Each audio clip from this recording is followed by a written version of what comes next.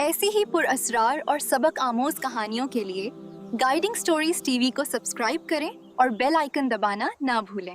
جس باپ نے اپنی بیٹی کو ایک بدحال بھکاری کے ساتھ دربار سے دھکے دے کر نکالا تھا، آج وہی سلطان اسی بیٹی کے در پر ایک نوالے کے لیے بھکاری بن کر کھڑا تھا۔ مگر یہ فقیر یوسف کون تھا اور اس کے پرانے تھیلے میں ایسا کیا راز چھپا تھا جس نے سلطنت کی تقدیر بدل دی؟ عبرت اور سبق سے بھرا یہ قصہ آپ کا دل ہلا دے گا۔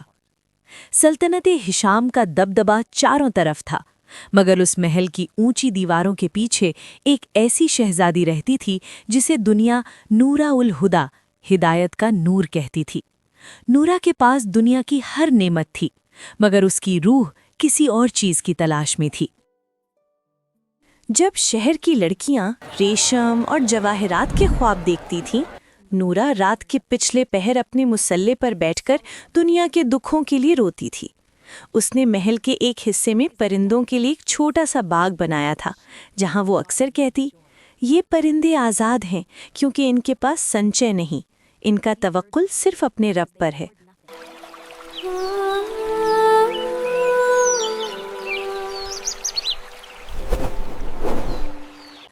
سلطان ہشام اپنی بیٹی کی شادی دنیا کے سب سے طاقتور انسان سے کرنا چاہتا تھا۔ ایک دن شہزادہ فیروز داخل ہوا، جس کی تلوار پر ہیرے جڑے تھے اور جس کے پیچھے 1000 غلام زنجیروں میں جکڑے ہوئے تھے۔ سلطان نے غرور سے کہا، بیٹی، یہ تمہارا دولہا ہے جس کے در سے دنیا کانپتی ہے۔ نورا نے پردے کے پیچھے سے کہا، بابا جان، نکاح سے پہلے مجھے اس شہزادے کا امتحان لینا ہے۔ میری 3 شرطیں ہیں۔ پہلی شرط، شہزادہ صاحب، کیا آپ مجھے وہ پھول لا کر دے سکتے ہیں جو کبھی نہیں مرجھاتا؟ دوسری شرط، کیا آپ اس بھوکے کا پیٹ بھر سکتے ہیں جو کل مر گیا؟ تیسری شرط، کیا آپ اپنی تلوار کی دھار سے میرے دل کا خوف ختم کر سکتے ہیں؟ شہزادہ فیروز ہنسنے لگا اور بولا، شہزادی، تم پاگل ہو گئی ہو، مردے کھانا نہیں کھاتے اور لوہا خوف ختم نہیں کرتا۔ نورا نے سکون سے جواب دیا، تو پھر آپ میرے قابل نہیں، کیونکہ جو ذکر الہی کا پھول ہے وہ کبھی نہیں مرجھاتا، جو صدقہ جاریہ ہے وہ مرنے والوں کا پیٹ بھرتا ہے، اور جو اللہ کا خوف ہے وہ دنیا کا ہر ڈر مٹا دیتا ہے۔ دربار سلطانی میں خاموشی تھی، مگر ہوا میں سازشیں پل رہی تھیں۔ سلطان ہشام اپنے تخت پر بیٹھا شہزادی نورا کی باتوں سے پہلے ہی چڑھا ہوا تھا۔ پاس ہی کھڑا وزیر اعظم، جو نہایت چالاک اور دنیا دار شخص تھا، سلطان کے غصے کو آگ دینے لگا۔ وزیر نے جھک کر زہر آلود لہجے میں کہا، ذل سبحانی، شہزادی کا یہ درمندہ مزاج اور فقیری کی باتیں سلطانت کے لیے خطرہ ہیں۔ اگر آج انہوں نے ایک اتنے بڑے شہزادے کو ٹھکرایا ہے تو کل یہ رعایا کو آپ کے خلاف بغاوت پر اکسا سکتی ہیں۔ شہزادی کو لگتا ہے کہ اللہ کا توکل انہیں محل سے زیادہ تحفظ دے گا۔ سلطان کی رگوں میں غصہ دوڑنے لگا۔ اس نے نورا کی طرف دیکھ کر دہاڑا، نورا، اگر تمہیں اس فقر اور توکل پر اتنا ناز ہے تو آج تمہارا امتحان ہوگا۔ وزیر، جاؤ اور شہر کے دروازے پر پہرے بٹھا دو۔ کل صبح جو پہلا مرد شہر میں داخل ہوگا وہی اس شہزادی کا نصیب بنے گا۔ میں دیکھوں گا تمہارا اللہ تمہیں کیسے محل دیتا ہے۔ فجر کا وقت تھا۔ شہر کے بھاری لوہے کے دروازے دھیرے دھیرے کھلے۔ سپاہی تلواریں لیے کھڑے تھے، ہر آنکھ راستے پر جمی کی۔ تبھی دور سے دھند میں ایک سایہ نمودار ہوا۔ وزیر اور درباری اوپر برج سے دیکھ رہے تھے۔ جب وہ شخص قریب آیا تو سب کے چہروں پر ایک حقارت بھری مسکراہٹ آ گئی۔ وہ یوسف تھا۔ اس کے بال بکھرے ہوئے، کپڑے جگہ جگہ سے پھٹے ہوئے اور مٹی میں اٹے ہوئے تھے۔ اس کے پاؤں ننگے تھے اور کندھے پر ایک پرانا بدنما جھولا یعنی تھیلا تھا۔ وہ تھکا ہوا اور انتہائی بدحال دکھ رہا تھا۔ وزیر نے قہقہا لگایا، سلطان، مبارک ہو، آپ کی بیٹی کے لیے دنیا کا سب سے بڑا بدنصیب داخل ہو چکا ہے۔ سپاہی یوسف کو گھسیٹتے ہوئے دربار کے بیچوں بیچ لے آئے۔ یوسف وہاں کھڑا تھا، ایک طرف سونے سے لدا ہوا محل اور دوسری طرف وہ خود جس کے پاس تن ڈھانکنے کو صحیح کپڑا تک نہیں تھا۔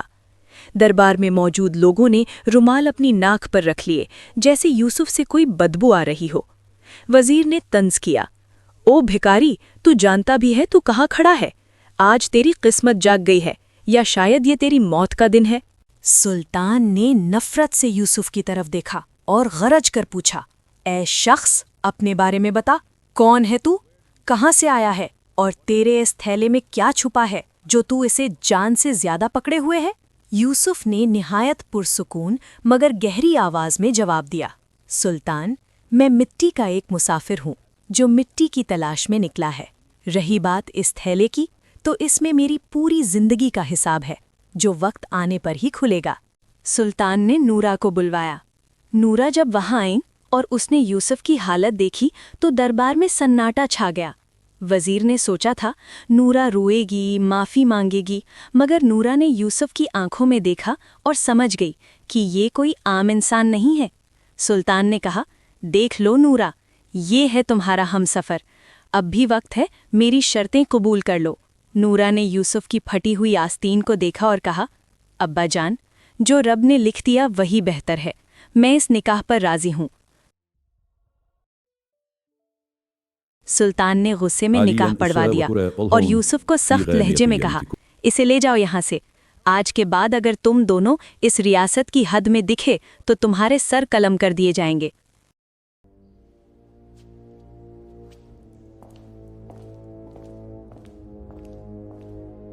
وزیر نے پیچھے سے آواز دی، او بھکاری، سنبھال کر رکھنا اپنی شہزادی کو، کہیں بھوک تم دونوں کا توکل نہ کھا جائے۔ یوسف نورا کو لے کر شہر کی حدود سے کوسوں دور ایک ایسی بلند پہاڑی پر پہنچا جہاں صرف خشک درخت اور ایک مٹی سے بنی پرانی جھونپڑی تھی۔ جھونپڑی کی چھت سے آسمان نظر آتا تھا اور زمین پر بچھانے کو صرف ایک پرانی چٹائی تھی۔ نورا، جس نے ساری زندگی مخمل پر گزاری تھی، آج پتھروں پر کھڑی تھی۔ یوسف نے دھیرے سے کہا، نورا، یہاں محل کی رونق نہیں، صرف رب کی عبادت کی خاموشی ہے، کیا تم تھک تو نہیں گئی؟ نورا نے مسکلا کر مصلا بچھا دیا اور کہا، یوسف، سکون جگہ میں نہیں، سجدے میں ہوتا ہے۔ دن گزرنے لگے۔ یوسف صبح صادق اٹھتا، جنگل سے لکڑیاں کاٹتا اور شام کو تھکا ہرا واپس آتا۔ نورا نے دیکھا کہ یوسف کے ہاتھ زخمی ہیں، مگر اس کے لبوں پر ہمیشہ الحمدللہ رہتا ہے۔ ایک دن نورا نے یوسف کا پیچھا کیا۔ اس نے دیکھا کہ یوسف نے دن بھر کی محنت سے جو چند سکے کمائے تھے، ان میں سے آدھے اس نے راستے میں بیٹھے ایک مجذوب اور اندھے بزرگ کی جھولی میں ڈال دیے اور خود اپنے لیے صرف ایک سوکھی روٹی لے کر گھر آیا۔ نورا نے پوچھا، یوسف، ہمارے گھر میں کل کے لیے اناج کا ایک دانہ نہیں ہے، تم نے اپنی آدھی کمائی کیوں دے دی؟ یوسف نے گہری سانس لی اور کہا، نورا، یہ رزق تو اس اندھے بزرگ کا تھا، اللہ نے صرف میرے ہاتھوں کو ذریعہ بنایا تھا۔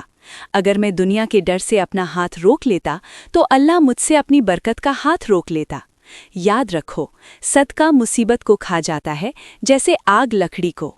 وقت نے ایسی کروٹ بدلی کہ سلطان ہشام کی غفلت اسے لے ڈوبی۔ وہی چالاک وزیر دشمنوں سے مل گیا اور ایک رات محل پر حملہ ہو گیا۔ وہ شہزادہ فیروز جس پر سلطان کو ناز تھا، سب سے پہلے اپنی جان بچا کر بھاگا۔ سلطان کا محل راکھ کا ڈھیر بن گیا۔ سلطان جو کبھی دنیا کو اپنے قدموں میں دیکھتا تھا، آج پھٹے ہوئے لباس میں ننگے پاؤں صحراؤں میں بھٹک رہا تھا۔ اسے بھوک نے اتنا مجبور کر دیا کہ وہ ایک ایک نوالے کے لیے ترسنے لگا۔ تبھی اس نے لوگوں سے سنا، پہاڑ کی اس چوٹی پر جاؤ، وہاں بابائے رزق کا دسترخوان بچھا ہے۔ وہاں کوئی بادشاہ نہیں ہے، نہ کوئی غدا، وہاں صرف اللہ کے نام پر کھانا ملتا ہے۔ سلطان ہشام گرتا پڑتا اس پہاڑی پر پہنچا۔ وہاں ہزاروں مسافر، یتیم اور بے آسرا لوگ سکون سے بیٹھے کھانا کھا رہے تھے۔ سلطان نے قطار میں لگ کر اپنا ہاتھ آگے بڑھایا۔ جب اس نے سر اٹھایا تو سامنے کھانا بانٹنے والی عورت کو دیکھ کر اس کے پاؤں تلے زمین نکل گئی۔ وہ نورا تھی، مگر وہ پرانی نورا نہیں تھی۔ اس کے چہرے پر اب وہ نور تھا جو کسی محل کی محتاجی سے پاک تھا۔ सुल्तान ने रोती हुई आवाज में पूछा, नूरा बेटी, ये सब कैसे? क्या यूसुफ को कोई खुफिया खजाना मिल गया? ये हजारों लोगों का राशन कहाँ से आ रहा है? यूसुफ धीरे से पीछे से नमूदार हुआ। उसने सुल्तान को सहारा देकर उठाया और कहा, सुल्तान, खजाना मिट्टी के नीचे नहीं, नीयत के अंदर होता है। मैंने बरसों पहले अल्लाह से एक सौदा किया था। मैंने कहा था, या रब, मैं तेरा जरिया बनूंगा, तू मेरा सहारा बन जाना।